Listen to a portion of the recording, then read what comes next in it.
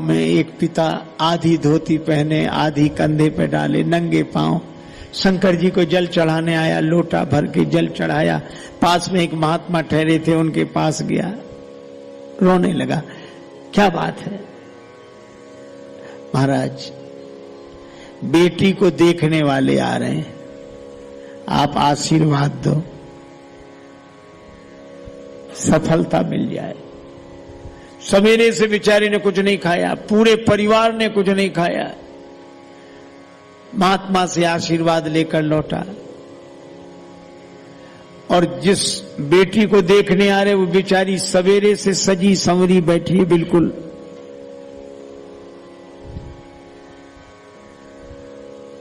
मूर्ति कला की मूर्ति की तरह। आ गए आ गए आ गए आ गए, बैठाओ बैठाओ बैठाओ। अब वो निकली ट्रे में चाय नाश्ता लेकर, उसके साथ और बालिकाएं आई। अब आने वाले पसंद करने के लिए ऐसे देखते हैं, लंबाई चौड़ाई ऊंचाई कद काठी। फिर हुई प्रश्नों की बौछार शुरू। होने वाली सास ने कहा, तुम्हें भोजन बनाना आता है? हाँ माता जी, हाँ आता। ननद ने पूछा, स्वेटर बुनना आता? हाँ। अब जो पूछे सो वो हाँ हाँ हाँ हाँ हाँ हाँ हाँ।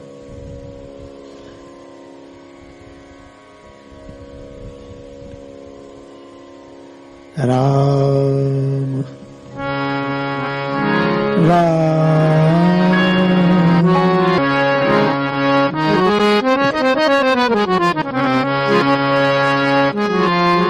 सभी के प्रश्नों का उत्तर वो बालिका देती है। हाँ हाँ। सास ने पूछा, होने वाले ससुर ने पूछा, ननद ने पूछा, और लोग जो साथ में आए थे सब ने प्रश्न पर प्रश्न, प्रश्न पर प्रश्न। अंत में उसके होने वाले पति ने कहा, हम भी पूछ लें? हाँ पूछो। अब सारे प्रश्न पूछे जा चुके थे, बचा तो कुछ था नहीं। बोला, तुमको गाना आता है? बोलिए, नाचना आता है? आता। ठीक है, अब हम लोग जा रहे हैं, बाद में विचार करेंगे, फिर जो होगा सो उत्तर आ जाएगा। चलें फिर चलें। खा पी के बेचारा पिता देखता रह गया, कोई बात ही नहीं। वो सवेरे से तैयार बैठी बेटी, लेकिन वह भी भारतवर्ष की आर्य ललना थी। और उसने अपने होने वाले पति से कहा कि रुको, तुम लोगों ने 27-28 सवाल हमसे पूछे, हमने सबका उत्तर दिया। अब एक सवाल मैं भी पूछना चाहती हूं। किससे? वो उसी से बोली कि तुमसे ही, तुम्हारे साथ मुझे जिंदगी बितानी है। अब वो मुझसे क्या नहीं पूछ रही हूं। तुमने पूछा नाचना आता? हमने कहा आता है। गाना आता? हमने कहा आता है। अब मैं तुमसे पूछती हूं, तुम्हें तबला बजाना आता है? सच बोला, नहीं नहीं नहीं आता, नहीं आता है। तो बोली, जब मैं नाचूंगी तो तबला तेरा बाप बजाएगा। तुम क्या कैंसिल करोगे? हमने ही तुम्हें कैंसिल कर दिया, चलो जाओ।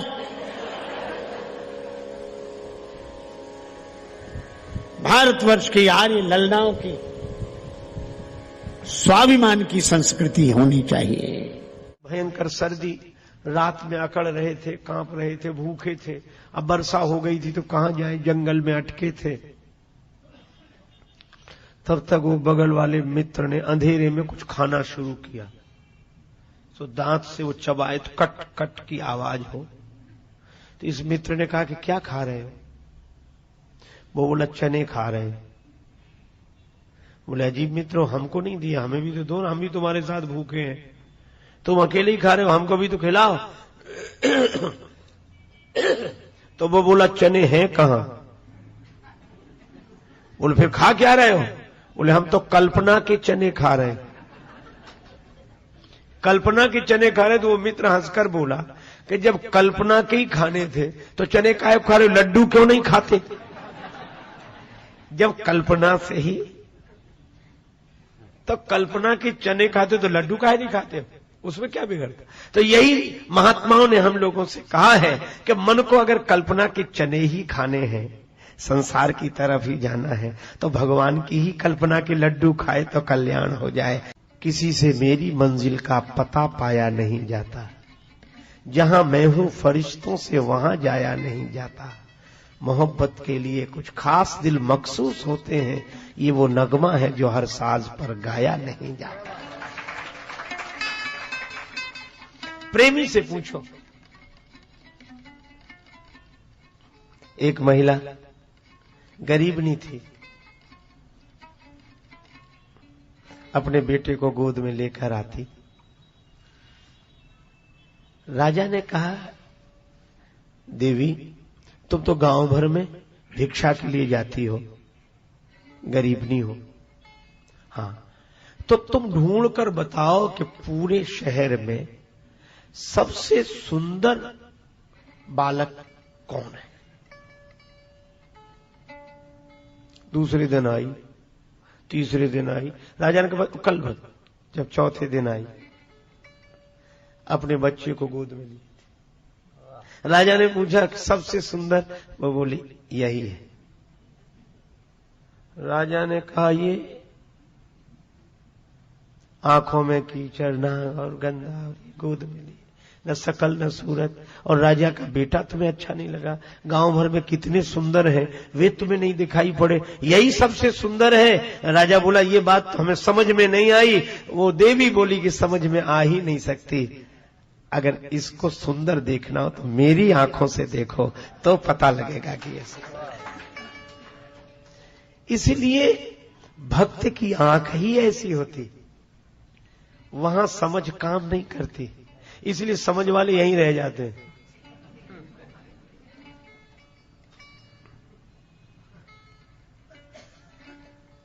एक आदमी गया गांव में, उसके साथ उसका मित्र था, शहर से गया था, बड़ा पढ़ा लिखा आदमी था, इतना तार्किक, हर बात में तर्क करे, माने ही नहीं कोई बात।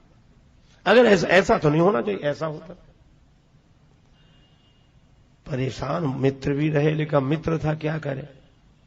बोले चलो गांव घूम कर आते हैं। गांव में घूमने गए तो एक जगह, जैसे गांव में होता, एक कोल्हू चला रहा था एक आदमी, और बाहर बैठकर तेल बेच रहा था। वो अकेला आदमी अपनी पूरी फैक्ट्री चला रहा था। बैल को कोई हाँकने वाला नहीं था, बैल फिर भी घूम रहा था, कोल्हू का बैल। तो उसने कहा क्यों जी, इस बैल को कोई हाँकने वाला नहीं है, ये बैल चलता कैसे है? तेल बेचने वाला बोला हमने इसकी आंखों पे पट्टी बांध रखी है, इसीलिए वो समझता है कि हाँकने वाला पीछे ही है और कोई होता है नहीं, घूम रहा। पर वो तो तार्किक था, बोले ये तो कोई समाधान होगा नहीं, ये भी कोई बात थोड़ी है।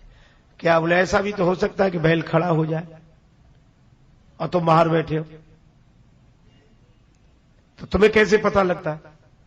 वो बोला हमने बैल के गले में घंटी बांध रखी, बैल चलते चलते रुक जाता, समझ जाते हैं कि रुक गया, हम जाकर फिर हाँक देते हैं।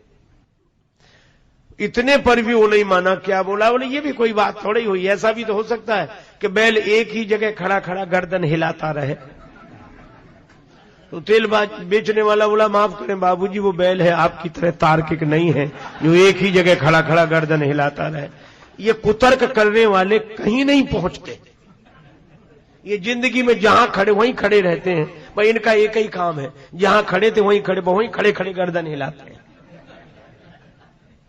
अरे ये ऐसा नहीं, वो ऐसा नहीं, और भक्त पहुंच जाता है। और इसीलिए भक्त की दृष्टि से देखो, अगर हमारा सोच बदल जाए तो दुनिया बदल जाए। सोच बदल जाए। दो व्यक्तियों को आधा आधा गिलास दूध मिला, शीशे के गिलास थे, एक गिलास को ऊपर से देखता, क्या होता है इतने, आधा खाली, क्या होता है, बड़ा तनाव है, क्या होता है इसमें। और दूसरा आदमी आधा गिलास दूध लेकर शीशे के गिलास को ऊपर उठा दो, आधा, अरे बहुत है, बहुत है, अरे बहुत है, बहुत है, अरे क्या बात, कमाल हो गया, बहुत बढ़िया, बहुत बढ़िया। दोनों के पास ही आधा आधा है, पर एक गिलास को नीचे से देख रहा है, एक गिलास को ऊपर से देख रहा है। अगर हम लोगों की दृष्टि बदल सके तो सृष्टि चाहे जैसी बनी रहे हमें आनंद देने वाली ही होगी। एक महात्मा के आश्रम में 2 ब्राह्मण देवता ठहरे। श्राद्ध के दिन ब्राह्मणों के निमंत्रण हो, ब्राह्मण बड़े आनंद में जावे और शाम के लौटे आवे। महात्मा बड़े प्रसन्न, और पंडित जी, अरे महाराज सब आनंद है, आपकी कृपा से सब ठीक चल रहा है। एक दिन दोनों गए निमंत्रण में, एक उदास एक हंसता हुआ आया। जो उदास था वो महाराज हुआ है, और जो हाँ महाराज हुआ है। महात्मा जी को लगा अलग अलग जगह गए होंगे ये, सो पूछा क्या अलग अलग जगह गए थे? नहीं नहीं, एक ही जगह। अच्छा, तो उन्होंने स्वागत में अंतर किया होगा, तुम्हें नीचे बिठा दिया, उन्हें ऊपर? नहीं नहीं, एक ही जगह, एक ही तखत। तो खिलाने पिलाने में अंतर किया होगा, इनको हलवा खिलाया हो, तुम्हें कुछ और खिलाया? नहीं नहीं, जो इन्हें खिलाया हो यहाँ। महात्मा बोले अब हम समझ गए, विदाई में अंतर हुआ होगा। बोले नहीं, 5 रुपए इन्हें मिले, 5 हमें। महात्मा बोले जब एक जगह गए, एक जैसा स्वागत, एक जैसा भोजन, एक जैसी दक्षिणा, फिर ये बात समझ में नहीं आ रही कि एक उदास एक प्रसन्न।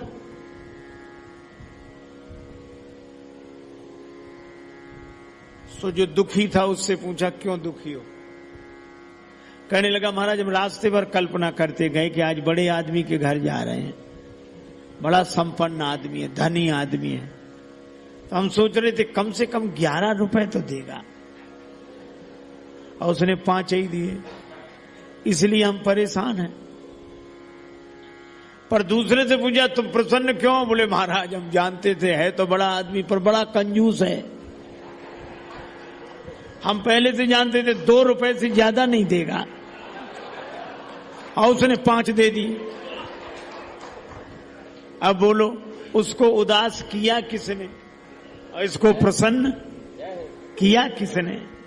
तभी संत लोग कहते हैं मन एव मनुष्याणाम कारणम बंध मोक्षयो। मारुत नंदन मारुत को मन को खगराज को वेग लजायो। पवन का वेग लज्जित किया, फिर मन का वेग लज्जित किया, फिर गरुड़ जी का वेग लज्जित करते हुए श्री हनुमान जी आगे बढ़े। कुछ लोगों को लगता है कि मन तो सबसे ज्यादा वेगवान है, इसको बीच में क्यों रखा, इसको अंत में रखना था। पर श्री तुलसीदास जी कहते हैं कि बीच में ही, ज्यादा वेग वाले को बीच में ही रखो। रेलगाड़ी जब चलती है तो स्टेशन से धीरे धीरे, और पूरे वेग में तो बीच में ही चलती है, अंत में धीरे धीरे रुकती है। तो हनुमान जी ने पहले पवन का वेग लज्जित किया, बीच में मन का वेग लज्जित किया, फिर गरुड़ जी का वेग लज्जित करते करते धीरे धीरे उतर गए, रुक गए। ऐसा थोड़ी एक आदमी कह रहा था कि हमारे भाई इतना बढ़िया बढ़िया गोताखोर हैं, आध घंटे तक पता ही नहीं लगता कहां है। दूसरा बोला कि हमारे भाई तो आध घंटे से भी ज्यादा तक बने रहते हैं पानी में, इतना अभ्यास है।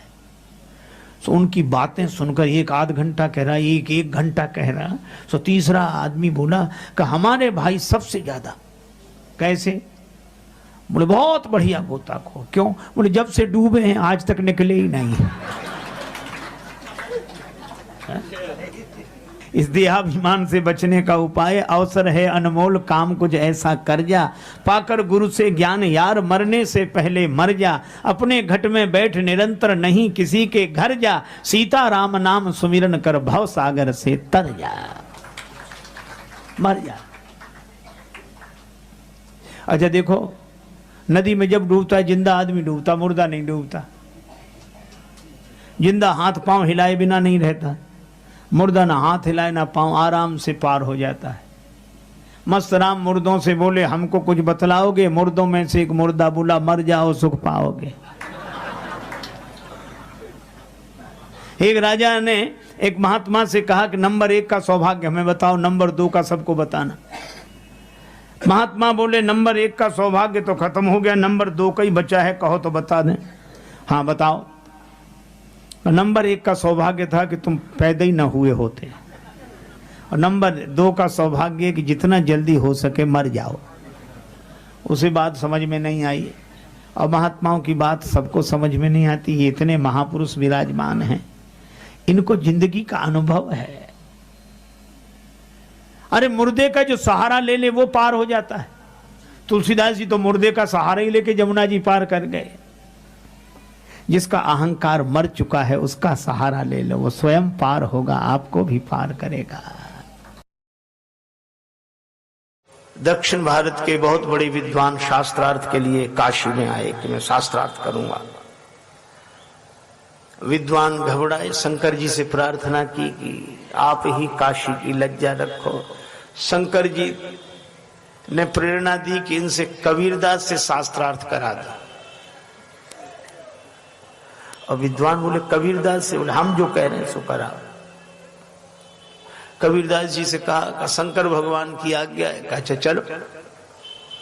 पंडित पद्मलोचन जी नाम था, उन्होंने कहा इनसे शास्त्रार्थ करें। कबीरदास जी बोले मसी कागज छुयो नहीं, कलम गही नहीं हाथ। कलम कागज कभी छुआ नहीं तो तुम तो पढ़े ही नहीं हो। तो कबीरदास जी ने उनसे कहा कि पंडित जी आप तो पढ़े होंगे। हाँ हम पढ़े हैं। तो हमें एक उत्तर दे दें, पढ़कर समझे हो कि समझकर पढ़े हो? पढ़कर समझे हो कि समझकर पढ़े हो? अब वो हैरान। अगर वो ये कहे कि पढ़कर समझे हैं तो फिर किताब समझी होगी।